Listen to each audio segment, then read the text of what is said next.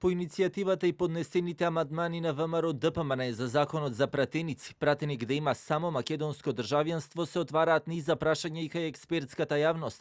Во краток телефонски разговор за телевизија 24 судиката Маргарита Цаца Николовска вели дека прво симптоматично е зошто токму сега се настапува со едно вакво законско решение кој може да задира во човековите права и слободи.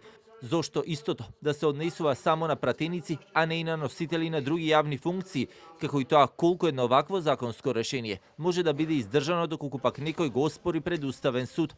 Познавачите на проблематиката велат дека не се исклучува можноста тоа да падне на Уставен, но најпрвен ќе мора да се даде одговор на низа други прашања. Може.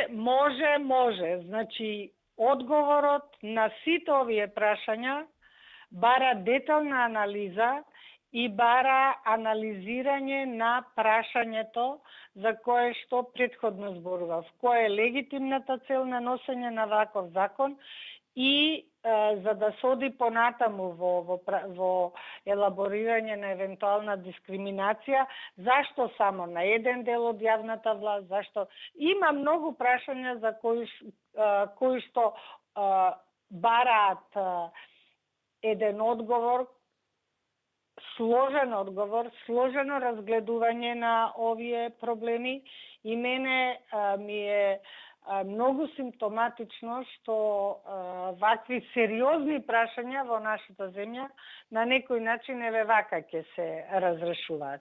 И актуелното законодавство, но и уставот на земјата обврзуваат да се има македонско државјанство доколку некој е носител на јавна функција, но не се забранува да се има и друго државјанство.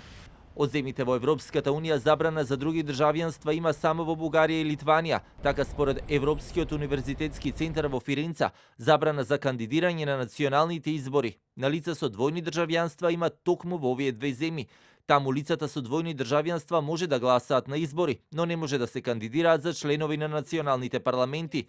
Другите држави пак надвор од Европската унија дозволуваат лица со двојни државјанства да бидат и на државни позиции, например во парламентите на Обединетото кралство, Соединетите американски држави, Канада, Нов Зеланд и други земји нема никаква пречка некој да биде избран за пратеник ако има повеќе од едно државјанство.